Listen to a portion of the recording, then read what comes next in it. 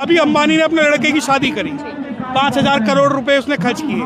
किसी चमार, किसी महार, किसी मीना ने किए क्या? कोई चमार, कोई महार, कोई मीना 1.5-2 लाख करोड़ रुपए लेके भारत से भागा?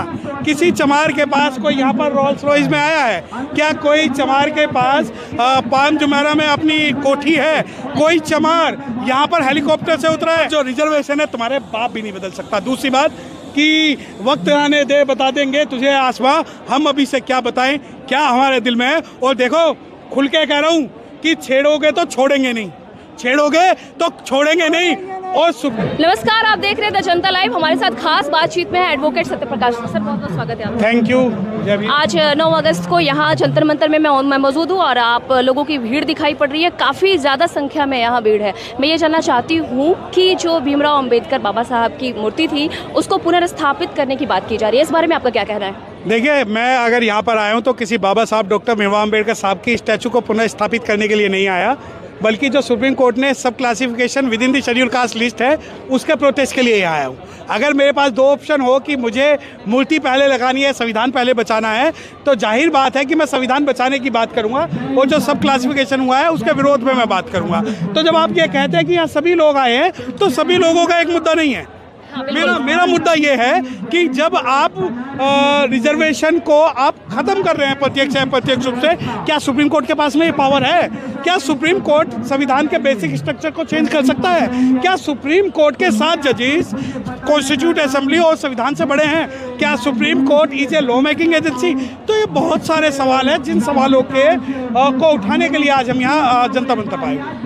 ये जो आदेश जारी हुआ था 1 अगस्त को, इसमें लोग आपस में बटे हुए नजर पड़ रहे हैं। कुछ जो नीचे लोग हैं उन लोगों का ये कहना है कि उन लोगों के हक उनके खुद ऊपर वालों ने खाया है, इस बारे में आप देखिए, पहले तो आप मुझे डिफाइन करिए ऊपर वाले का मतलब क्या? मतलब जिस कैटेगराइजेशन हुआ, जिस कैटेगराइजेशन क्या क्रीमी लेयर को लेकर बात हुई है, उसमें कई लोग हैं जो इसका समर्थन भी कर रहे हैं, कुछ लोग हैं जो विरोध कर रहे हैं। पहले आप मुझसे बात बताएं कि क्या आप मेरे से कॉन्स्टिट्यूशनली बात करेंगे या किसी भी अरे गहरे का कोई भी सवाल करेंगे? नहीं, किसी अरे गहरे के सवाल नहीं। क्रीमी लेयर क्या? क्रीमी लेयर क्या?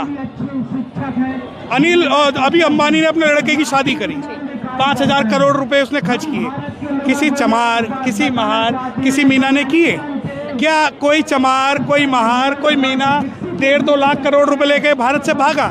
किसी चमार के पास कोई यहाँ पर रोल्स रॉयस में आया है क्या? कोई चमार के पास पान जुमेरा में अपनी कोठी है? कोई चमार यहाँ पर हेलीकॉप्टर से उतरा है? मैं आपसे पूछना चाहता हूँ कि आपके इतने सारे बहुजन पत्रकार यहाँ पर हैं, कोई एक बहुजन पत्रकार के पास वैनिटी वैन है? क्यों नहीं है? अब मैं ये कहूँ कि आप जो पत्रकार हैं, जो जनता लाइव है, वो आने वाले पत्रकारों का हक खा रहे हैं, तो क्या कहेंगे आप? दूसरी बात, खत्म कर देना ना मेरा, मुझे बनाओ क्रीमी लेयर। जिस दिन मैं हेलीकॉप्टर से यहाँ उतरूँ, क्रीमी लेयर मुझे बनाओ। जिस दिन आप मेरे से अंबानी जैसा इंटीरियर महल बनाएंगे, अब ये कहेंगे उनके अंदर काबिलियत है। अबे तुम्हारे अंदर काबिलियत है तो वो ओलंपिक में तुम्हारी काबिलियत दिख गई। तुम निट वाले, तुम व्यापम वाले, तुम हमारी मेरिट पे कहते हो, तुम कहते हो क्रीमी लेयर। फटे हुए जूते पहनकर यहाँ समाज आ रहा है। कितने लुइस विटॉन के बैग हैं हमारे समाज के पास, कितने 5 स्टार होटल में रह रहे हैं। क्रीमी लेयर का मतलब क्या? क्रीमी लेयर का मतलब ये कि जो हम 400-500 रुपए की कमीज पहन रहे हैं, यहाँ आपको क्रीमी लेयर नजर आ रहा है क्या? जो हमारा 50 गज का जो मकान है वो आपको क्रीमी लेयर नजर आ रहा है? वो क्रीमी लेयर नजर आ रहा है जो आदमी अपना जीवन भर कमाई करके 10 लाख अपनी लड़कियों की शादी में कर देता है। क्रीमी लेयर किसका? 1 घंटे पहले एक चीज और, इंटरव्यू बोर्ड के अंदर, यूपीएससी इंटरव्यू बोर्ड में कितने चमार, कितने महार, कितने मीना, कितने चेयरमैन हैं, कितने आज तक सुप्रीम कोर्ट में जज बने हुए बैठे? क्रीमी लेयर किस चीज़ से मापते हो? कि हमारे बाप दादाओं ने मेहनत करी और सूखी रोटी खा के हमें रोटी खाने लाए, इसको आप क्रीमी लेयर मानते हो? क्या कोई भी ऐरा गहरा कुकुर मुत्ता आके कहेगा क्रीमी लेयर? जो सुप्रीम कोर्ट के जज जो क्रीमी लेयर को आज तक डिफाइन नहीं कर पाए, उनके पास कौन सा डाटा है क्रीमी लेयर को डिफाइन करने? उनके पास वाकई कोई डाटा नहीं है। और 1 घंटे पहले हमारे प्रधानमंत्री ने ये कह दिया कि क्रीमी लेयर लागू नहीं होगा। क्या उनकी क्या मानसिकता? देखिए, प्रधानमंत्री, अरे मेरी बात सुनिए, जब ये बोलते हैं ना, मुझे शक हो जाता है कि कुछ ना कुछ इसमें शंका है। जैसे ही अरविंद केजरीवाल बाबा साहब की फ़ोटो लगाएगा तो मैं सोच लूँगा कि वो स्पेशल कंपोनेंट प्लान खा जाएगा, बच्चों की साइंस की, कॉमर्स की, एजुकेशन की जो है छीन लेगा, शेड्यूल कास्ट के मंत्रियों को फंसा देगा। उसके बाद DY चंद्रचूड़ आएंगे, वो जो बाबा साहब की मूर्ति लगाएंगे तो वो संविधान को खा जाएंगे। उसके बाद जो इंडिया गठबंधन आएंगे वो बाबा साहब और संविधान की फ़ोटो लेके चलेंगे, लेकिन वो है रिजर्वेशन ख़त्म करवा देंगे। अब आ जाओ क्रीमी लेयर। ओ भैया प्रधानमंत्री जी, आप डिफाइन कर दो कि क्रीमी लेयर क्या है। जिस प्रकार की आप वो 56,000 रुपये किलो की मशरूम खाते हैं वो सारे इन चूड़े चमारों को खिला दो, लगा दो क्रीमी लेयर। जितने कपड़े आप बदलते हो वो कपड़े हमें पहना दो, लगा दो क्रीमी लेयर। जिस गाड़ी से मेबैक से चलते हो एक एक गाड़ी हमारे को दिलवा दो और क्रीमी लेयर लगा लो। किसी के बाप की भीख नहीं है रिजर्वेशन। रिजर्वेशन पहले आया था, संविधान बाद में आया था। वो सुप्रीम कोर्ट के 7 जजों में तो क्या, इसके जैसे 24 प्रधानमंत्री आ गए जो संविधान को ख़त्म नहीं कर पाए। सुनो, ये कोई बांग्लादेश या पाकिस्तान नहीं है जहाँ पर हम जो है बंदूक के नोक पे हम संविधान को बदल देंगे। बाबा साहब को मानने वाले बच्चे आज भी जिंदा हैं, चूड़ियाँ नहीं पहनी हुई हमने। तो जो अगर प्रधानमंत्री अगर आज कुछ कह रहे हैं तो आप ये समझिए कि क्रीमी लेयर तो लागू नहीं करेंगे, बस सब क्लासिफिकेशन लागू कर देंगे। तो सब क्लासिफिकेशन की पावर किसने दी? अच्छा मुझे एक बात बताएं, तो आप ये कहना चाहते हैं कि सुप्रीम कोर्ट में चारित्रिक दोष है? नहीं, ये मैं नहीं कहता, ये अंग्रेज भी कहते थे।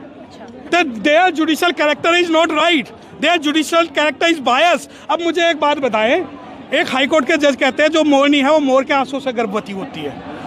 एक जो हाई कोर्ट जज मध्य प्रदेश से रिटायर होते हैं वो बीजेपी में शामिल हो जाते हैं। भारत के चीफ जस्टिस ऑफ इंडिया एक शेड्यूल कास्ट की महिला को छोड़ते हैं, राज्यसभा चले जाते हैं।